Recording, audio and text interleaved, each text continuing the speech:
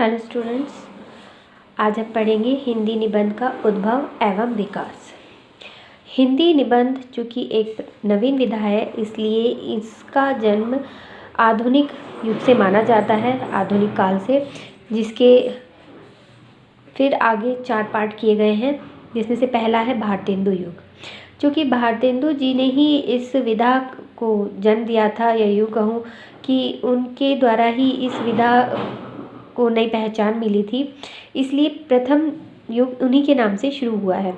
भारतेंदु युग का प्रारंभ भारतेंदु जी द्वारा संपादित मासिक पत्रिका कवि वचन सुधा सन 1868 ईस्वी में माना जाता है, तथा अंत जो है वो 1900 ईस्वी तक। यद्यपि भारतेंदु जी का देहावसान सन 1885 में ही हो गया था, फिर भी समकालीन लेखकों ने उनके बाद जो रचित कृतियां हैं उनको ध्यान में रखते हुए इस काल की समाप्ति जो है वो 1900 तक स्वीकार की है। अतः इस हिंदी निबंध का जो प्रथम युग है भारतेंदु युग, वो 1900 तक माना जाता है।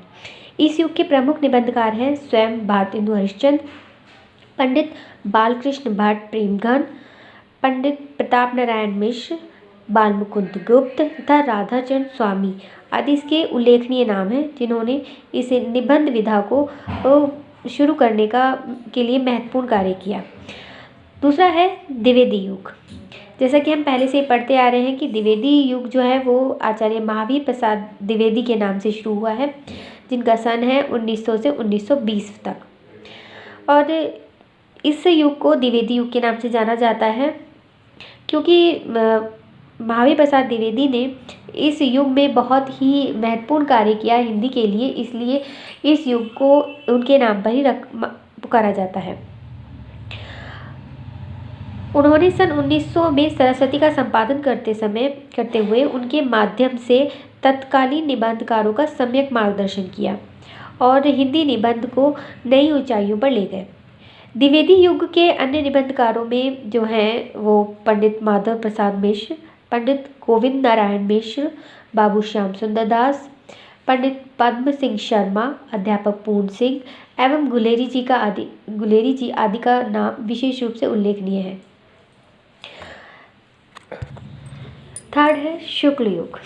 शुक्ल युग आचार्य रामचंद्र शुक्ल के नाम से रखा गया है और इसका जो सन है वो है 1920 से 1940 तक। और चूँकि आचार्य रामचंद्र शुक्ल के साथ ही हिंदी निबंध की गति में भी तीसरा मोड़ उपस्थित हो गया था, इसलिए इस युग का नाम शुक्ल युग रखा गया। उनके निबंधों में चिंतन की मौलिकता, विवेचन की गंभीरता, विश्लेषण की सूक्ष्मता और शैली की प्रौढ़ता एक साथ उपलब्ध है। उनके निबंधों का विषय अत्यंत सूक्ष्म और गंभीर है। इसके साथ ही उनकी व्यक्तिक, भावनात्मक और व्यंग्यात्मकता का दर्शन भी स्थान स्थान पर दिखाई देता है। इसलिए इस युग का जो समय है वो 1920 से 1940 तक माना जाता है।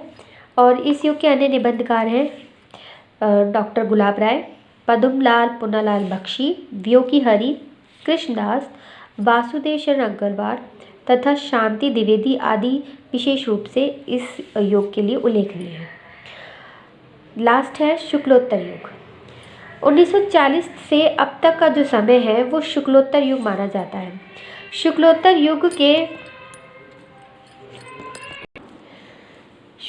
युग के निबंधकारों में doctor Hazari Prasad Dwivedi, Jainendra Kumar, doctor Nagendra, Mahadev Verma, doctor Ramvilas Sharma, अमृत राय, आचार्य नंद दुलारे वाजपेयी, डॉक्टर देवराज आदि के नाम विशेष रूप से उल्लेखनीय हैं।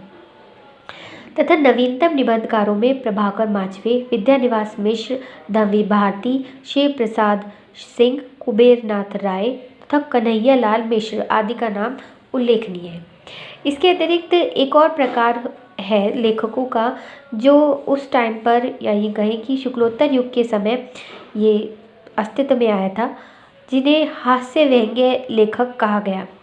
इनमें बेढप बनारसी, हरिशंकर परसाई, केशव चंद्र वर्मा, लक्ष्मीकांत वर्मा, रविन्द्रनाथ त्यागी, शरद जोशी, नरेंद्र कोहली आदि विशेष रूप से चर्चित रहे, क्योंकि इनका जो तरीका था लिखने का वो थोड़ा हास्य और व्यंग्य से जुड़ा हुआ था।